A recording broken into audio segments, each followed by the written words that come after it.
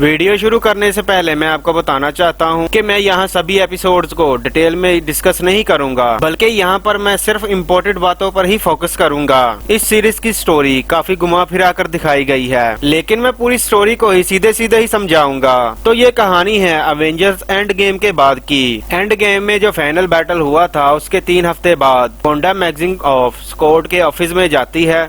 Scott shield के जैसी ही एक ऑर्गेनाइजेशन है। ये दुनिया पर आने वाले खतरों पर नजर रखती है। विजन जो कि इन्फिनिटी वॉर में मर गया था, उसकी डेड बॉडी स्कॉट के हेड ऑफिस में रखी हुई थी। वोंडा उसकी बॉडी लेने के लिए वहां जाती है कि वो विजन का फ्यूनरल कर सके, पर स्कॉट के डायरेक्टर टायलर हेवर्ड उसे विजन की बॉडी देने से मना कर देते हैं। फिर वोंडा वेस्ट व्यू नाम के एक शहर में जाती है। कुछ साल पहले वोंडा और विजन ने यह तय किया था वेस्ट व्यू नाम के एक शहर में अपना घर बसाएंगे, इसीलिए उन्होंने वहां पर एक प्लॉट खरीद कर रखा था। जब सॉर्ड वाले वोंडा को विजन की बॉडी देने से मना कर देते हैं, तब वो दुखी होकर वेस्ट व्यू में अपने प्लॉट पर जाती है। वोंडा ने अपनी जिंदगी में बहुत बुरे हालातों का सामना किया था। पहले उसके माँ बाप मारे गए, फिर उसका भाई, इसके बाद उसका प्यार विजन भी मर गया।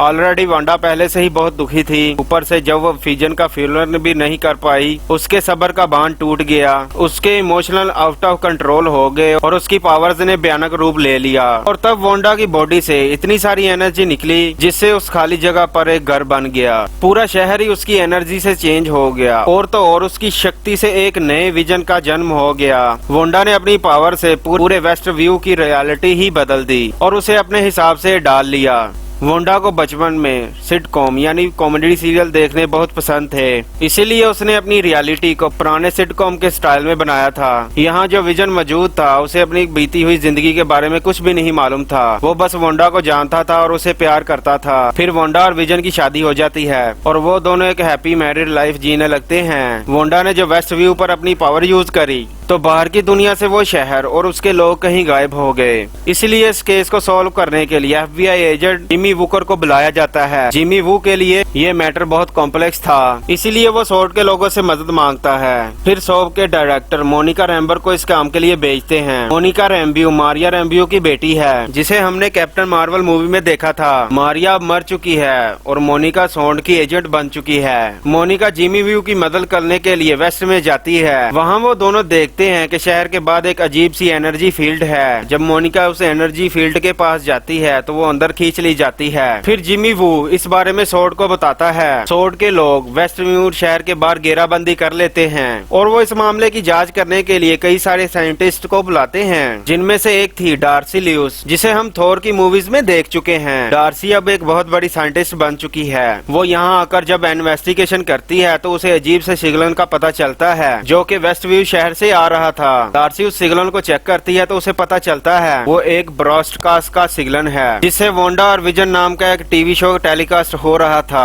उस शो में जब मोनिका दिखाई देती है तो सॉर्ड के लोग समझ जाते हैं कि वो एक लाइव टेलीकास्ट है और उस एनर्जी फील्ड के अंदर के लोग उस शो के कैरेक्टर बन चुके हैं, जिसमें वेस्ट व्यू शहर के लोग सभी शामिल थे। सॉर्ड, FBI, सभी साइंटिस्ट मिलकर ये जानने की कोशिश करते हैं कि वहाँ हो क्या रहा है। दूसरी तरफ वोंडा की रियलिटी पुराने सिटकॉम से न्यू सिटकॉम में बदलती जा रही थी और अब वहाँ सब कुछ कलरफुल बन गया था। कभी कभी वोंडा की अपनी रियलिटी से पकड़ छूटने लगती थी और वहाँ थोड़ी गड़बड़ होने लगती थी। वोंडा सब कुछ ठीक कर देती और वो किसी को भी अपनी इस दुनिया में इंटरफेयर नहीं करने देती थी। फिर मोनिका गलती से वोंडा के सामने कुछ ऐसा बोल देती है जिससे वोंडा ये समझ जाती है कि मोनिका सॉर्ड की एक एजेंट है और वो उसके लिए खतरा साबित हो सकती है। इसीलिए वो मोनिका को वेस्ट व्यू से बाहर निकाल देती है। फिर मोनिका सॉर्ड के लोगों को ये सब कुछ बताती है कि इसके पीछे हाथ वोंडा क्या है। सॉर्ड का डायरेक्टर हेवर्ड वोंडा को एक आतंकवादी बोलकर उसे मारने का फैसला करता है, पर मोनिका इस बात का विरोध करती है क्योंकि वोंडा ने अभी तक किसी को कोई नुकसान नहीं पहुंचाया था। फिर डायरेक्टर हेवर्ड सबसे ये झूठ बोलता है कि वोंडा ने विजन की बॉडी चुरा कर उसे जिंदा किया था। ये सब कुछ कानून के खिलाफ है, इसलिए वो वोंडा को मारने के लिए उसके पीछे पड़ गया है। Monica, Darcy, Jimmy Wu director Hayward का विरोध कर रहे थे, इसीलिए वो उन तीनों को वहाँ से निकाल देता है। उन्हें हेवर्ड पर शक होता है कि हेवर्ड कोई गलत काम कर रहा है। वो उस पर नजर रखने लगते हैं। उधर वेस्ट व्यू के अंदर वोंडा 2 जुड़वा बच्चों की माँ बन चुकी थी। उसके बच्चों में भी मैजिकल पावर्स थी, इसीलिए वो काफी जल्दी बड़े हो जाते हैं। वोंडा की जिंदगी अब लगभग परफेक्ट बन चुकी थी, पर फिर भी विजन इससे खुश नहीं था। उसे अपनी जिंदगी काफी अजीब लग रही थी, क्योंकि वहाँ कभी भी कुछ भी हो रहा था। विजन को अपने वजूद पर ही शक होने लगा था, पर वोंडा बार बार उसका ध्यान भटका रही थी। फिर विजन एक दिन सच का पता लगाने के लिए वेस्ट व्यू के बॉर्डर पर पहुंच जाता है और वो उस एनर्जी फील्ड से बाहर निकलने की कोशिश करता है। पर वो जैसे ही वहाँ से बाहर आता है और उसकी बॉडी टूटकर बिखरने लगती है, ये विजन वोंडा की उस बनाई हुई रियलिटी में ही जिंदा रह सकता था। इसीलिए वो वहाँ से बाहर आने पर मौत की कगार पर पहुँच जाता है। पर वोंडा को जैसे ही ये पता चलता है विजन वेस्ट व्यू के बाहर चला गया है और वो मरने वाला है, तो वो अपनी रियलिटी की बाउंड्री को बढ़ा देती है। पर इसके साथ ही स्वॉर्ड के कई मेंबर्स वेस्ट व्यू के अंदर आ जाते हैं और वो वोंडा के सिटकॉम का हिस्सा बन जाते हैं। डार्सी भी वेस्ट व्यू के अंदर आ गई थी। विजन को ये समझ आ गया था कि डार्सी उसकी मदद कर सकती है, इसीलिए वो अपनी पावर से डार्सी को वोंडा की पावर से बाहर कर देता है और वो उससे काफी सवाल जवाब करता है। डार्सी विजन को उसकी पुरानी जिंदगी के बारे में बताती है कि वो कैसे बना और उसने क्या क्या किया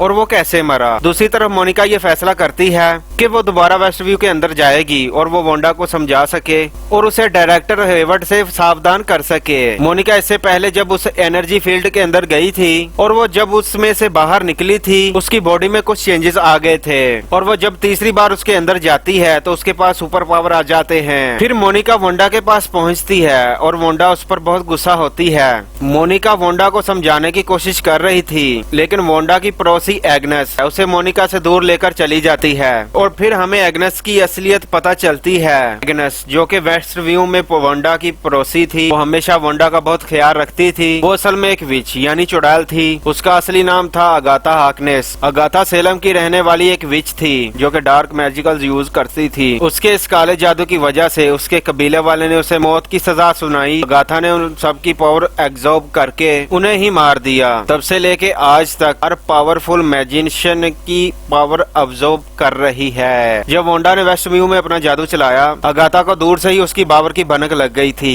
इसीलिए वो वेस्ट व्यू में आ पहुंची थी। वहाँ अगाथा ने देखा कि वोंडा ने पूरे शहर को अपनी पावर से कंट्रोल कर रखा है। वो वोंडा की इस बेमिसाल शक्ति का राज जानना चाहती थी, इसीलिए वो उस पर नजर रख रही थी। यहाँ तक कि उसने एक वेस्ट व्यू के नकली लड़के को वोंडा का भाई बनाकर उसके पास भेज दिया ताकि वो उससे सच जान सके।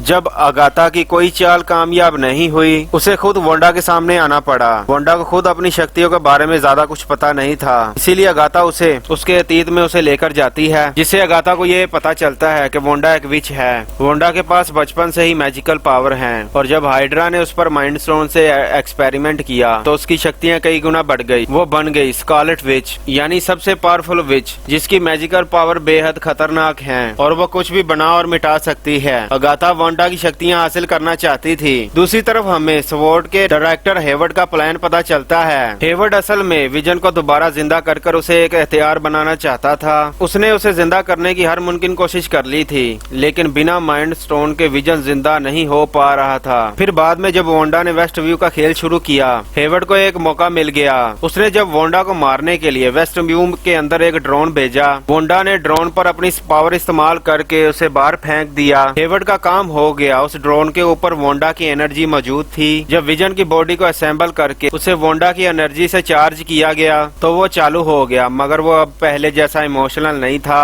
वो बस एक रोबोट था। हेवर्ड उस विजन की पुरानी मेमोरीज डिलीट करके वोंडा और वेस्ट व्यू विजन वाले को मारने के लिए तैयार कर देता है। व्हाइट विजन वेस्ट व्यू के अंदर जाता है। वहाँ अगाथा और वोंडा की लड़ाई चल रही थी। व्हाइट विजन वहाँ पहुंचकर वोंडा को मारने लगता है, लेकिन तभी वहाँ दूसरा विजन आकर वोंडा को बचा लेता है। फिर एक तरफ अगाथा और वोंडा का मुकाबला होता है, दूसरी तरफ विजन वर्सेस व्हाइट विजन का। वोंडा अगाथा से बहुत पावरफुल थी, लेकिन उसके पास अपनी पावर यूज करने का एक्सपीरियंस नहीं था, इसीलिए अगाथा उस पर बाड़ी पड़ रही थी और वो उसकी पावर एब्जॉर्ब करती जा रही थी। फिर अगाथा वेस्ट व्यू के सभी लोगों से वोंडा का कंट्रोल हटा देती है। फिर वो सभी लोग वोंडा पर बहुत गुस्सा होते हैं क्योंकि उसने उन्हें कई दिनों से काबू करके रखा था। इसीलिए वोंडा कुछ देर के लिए अपनी एनर्जी फील्ड ओपन करती है ताकि वो लोग वहाँ से बाहर निकल सके। पर इस मौके का फायदा उठाकर हेवर्ड अपनी आर्मी लेकर वेस्ट व्यू के अंदर घुस जाता है और वो सब पे हमला करना लगता है। पर वोंडा के बच्चे और मोनिका हेवर्ड की आर्मी को संभाल लेते हैं। उधर अगाथा वोंडा को ये बोलती है अगर वो उसे अपनी शक्तियाँ दे दे तो वो वेस्ट इंटरव्यू को बिल्कुल परफेक्ट बनाकर वहाँ से चली जाएगी ताकि वोंडा और उसकी फैमिली खुशी से वहाँ रह सके। पर वोंडा को ये मालूम था कि अगाथा झूठ बोल रही है, इसीलिए वो अपनी शक्तियाँ से देने का नाटक करती है और उसे अपने जाल में फंसा देती है, जिससे अगाथा अपनी पावर यूज नहीं कर पाती।